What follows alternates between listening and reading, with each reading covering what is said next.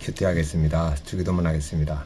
하늘에 계신 우리 아버지여, 이름이 거룩히 여김을 받으시오며 나라에 임하옵시며 뜻이 하늘에서 이루어진 것 같이 땅에서도 이루어지이다. 오늘 우리에게 일용할 양식을 주옵시고 우리가 우리에게 죄 지은 자를 사하여 준 것 같이 우리의 죄를 사하여 주옵시고 우리를 시험에 들게 하지 마옵시며 다만 악에서 구하옵소서. 나라와 권세와 영광이 아버지께 영원히 싸움나이다. 아멘. 찬송가 151장 만왕의 왕 내 주님께서 찬양드리겠습니다.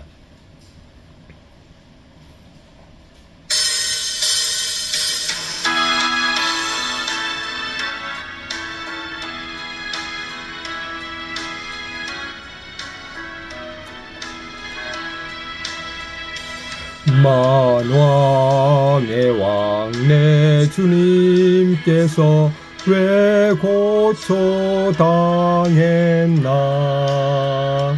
이 벌레 같은 날 위에 그 보혈 흘렸네. 십자가 내가 처음 볼 때에 나의 맘에 큰 고통 사라져.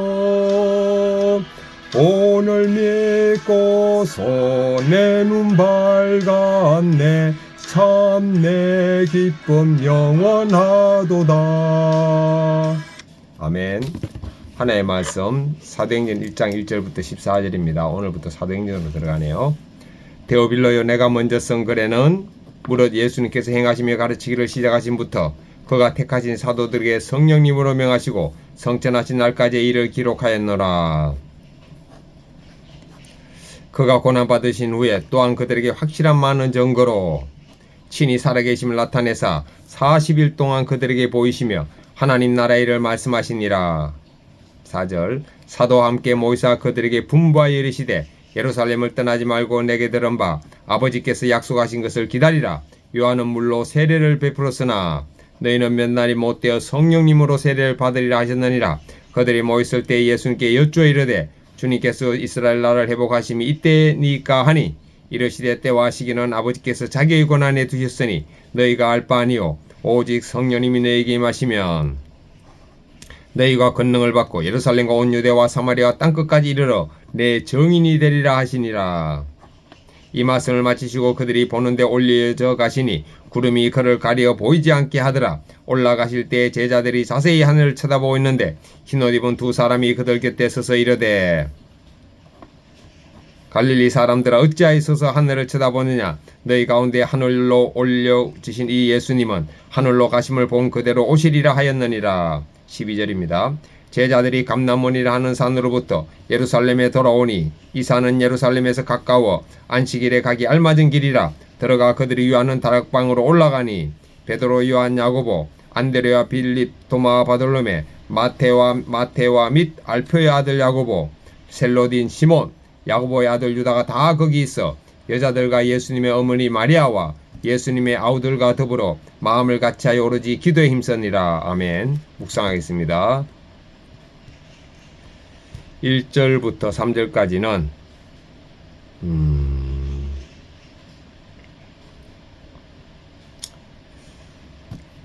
예수님께서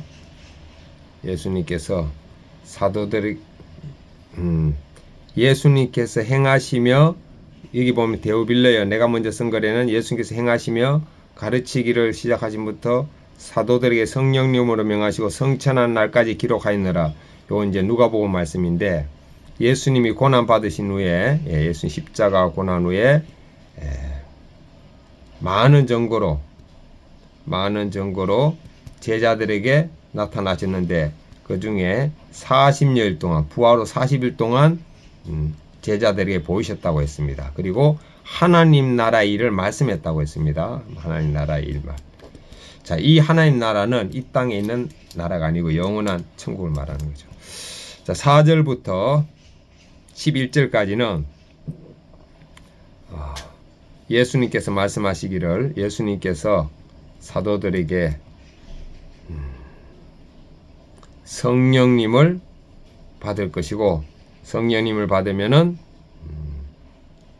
전도하게 된다. 전도하게 된다는 말씀을 하시고 제자들이 보는 앞에서 하늘로 성천하셨습니다. 자, 그 다음에 12절부터 14절까지 그래서 예수님의 말씀을 듣고 사도들과 그를 따르는 사람들은 다락방에 올라가서 이제 온전히 기도에 집중했다는 말씀입니다. 2절 적용하겠습니다. 저는 죽었고 예수님이 사심을 의식하면서 이미 오신 성령이지만 성령님이 충만하기를 성령님이 충만하기를 기도하고 또 성령님에 대한 찬송도 부르고 또 전도에 집중하겠습니다. 첫 번째 적용이고, 두 번째는 성령님의 충만은 바로 내가 죽었음을 의식하는 거기 때문에 왼손에 예수님 손을 붙잡는 의미로 주먹을 쥐고 그리고 예수님을 의식하며 살겠습니다. 네. 자, 큐티인 본문 해설입니다. 1절부터 3절. 누가는 데오빌로 한 사람을 위해 누가복음에서 이어 사도행전을 기록합니다. 누가는 이 글을 통해 복음이 어떻게 예루살렘에서부터 로마까지 전해졌는지 알려줍니다. 데오빌로는 로마 제국의 고위 관리였지만 누가와는 새로운 관계를 맺었고 누가는 그의 구원을 위해 헌신했습니다. 이처럼 내 곁에 있는 한 사람이 구원받도록 양육하는 것이 전 세계를 양육하는 출발이 됩니다. 누군가의 구원을 위해 내가 만난 예수님을 전하며 간증하는 것이 최고의 선물입니다. 최고의 선물. 그렇네요. 예수님을 전해야 할 나의 데오빌로는 누구입니까? 장인어른입니다. 그분에게 어떤 방법으로 복음을 전하겠습니까?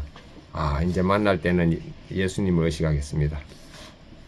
4절부터 11절입니다. 예수님은 제자들에게 예루살렘을 떠나지 말고 아버지께서 약속하신 성령님으로 세례를 받으라고 말씀하십니다. 그러면 내 증인이 되리라고 하십니다. 제자들은 주님의 증인이 되고자 예수님을 죽인 유대 지도자들 속으린 예루살렘에서 기다려야 했습니다. 이처럼 우리도 힘든 환경을 떠나지 말고 그곳에서 증인으로 살아내야 합니다. 내 힘든 환경에 순종하는 것이 주님의 증인되는 삶입니다. 내가 힘들어도 떠나지 말고 끝까지 증인으로 살아내야 하는 자리는 어디입니까? 끝까지 증인으로 살아내야 하는 자리는 지금 예수님과 함께 하기 때문에 별로 힘든 자리라고 느껴지지 않지만 어쨌든 가정을 먼저 복음화하고 그 다음에 형제와 또 처갓집을 복음화하고 이것이 제일 중요한 문제입니다. 예수님이 12절 14절 예수님이 성천하신 뒤 제자들은 예루살렘으로 돌아와 자신들이 지내던 다락방에 모입니다. 모인 이들은 앞으로 일이 두려웠지만 서로 연합하여 오로지 기도에 힘씁니다. 기도에 힘썼네요. 오직 직업과 출신, 성분, 성별이 다른 그들이 하나 될 수 있었던 것은 예수님이 그들에게 주신 사명 때문입니다. 기도하는 사람들이 모인 곳에 하나님이 임하십니다. 성도인 내가 기도에 힘쓸 때 성령님이 역사하셔서 복음 행전의 삶을 살게 됩니다. 나는 날마다 기도로 주님을 만나고 있습니까?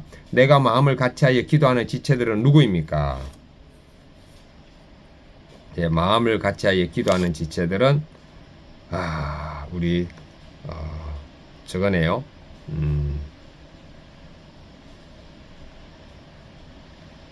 동행일기방의 사람들이에요. 동행일기방.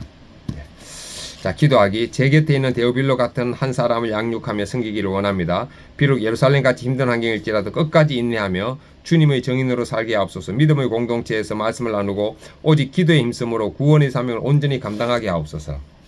묵상간정. 완벽히 숨길 줄 알았는데 유건우님 묵상간정입니다. 큐티인. 제 남동생은 재수씨가 벼랑간 집을 나가면서 별거를 시작했습니다. 동생은 어머니의 도움을 받으며 어린 자녀들을 돌봤지만 많이 힘들어했습니다. 그러다 조울증과 해리슨 기억상실에 시달리며 저와 같이 일하는 것도 기억하지 못했습니다. 갈수록 조울증이 심해진 동생은 교회 소그룹 모임에서 형이 숨기는 게 있다며 저를 비난했습니다.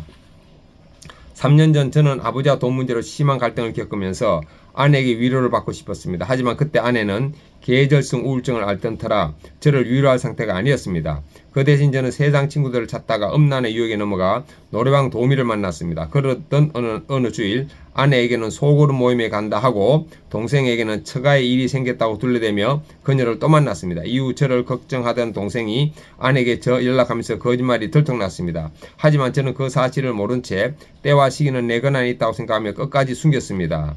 그러다 동생의 비난을 듣고 마음에 찔림을 받은 저는 아내 앞에 무릎 꿇고 저의 잘못을 고백하며 사과했습니다. 그러자 아내는 예루살렘을 떠나지 않고 아버지께서 약속한 것을 기다린 제자들처럼 제가 먼저 말하기를 기다렸다고 얘기했습니다. 참, 아내가 엄청나네요. 그 후 동생은 자살 시도까지 하며 정세가 더욱 악화되었습니다. 그래서 저는 결국 공동체의 조언 대로 동생을 정신병원에 입원시켰습니다. 입원 당일 동생은 정신이 오락가락하는 와중에도 오직 하나님만 붙들고 가족을 위해 울며 기도했습니다. 와, 대단하네. 저의 구원을 위해 수고하는 동생을 보니 네가 나보다 옳다는 고백이 나왔습니다. 앞으로도 동생과 그 가정이 회복되도록 온 가족이 마음을 같이하여 오로지 기도에 힘쓰겠습니다. 적용 1. 함께 일할 때 동생이 가까운 거래처에 갈 수 있도록 배려하겠습니다. 적용 2. 교회 소그룹 리더와 청소년부 교사로서 때마다 말씀으로 저의 죄와 수치를 나누겠습니다. 와, 참 대단합니다. 적용하겠습니다. 적용하는 게 아니고 제가 적용한 걸 다시 확인하겠습니다. 적용 1. 저는 죽고 예수님이 사심을 의식하면서 성령님이 충만하기를 기도하고 그리고 성령님에 관한 찬송을 부르고 또 성령님 힘에서 전도에 집중하겠습니다. 두 번째, 왼손에 예수님 손목을 잡았다는 걸 의식하면서 주먹을 쥐고 다니고 또 그럴 때마다 예수님을 의식하겠습니다. 아멘.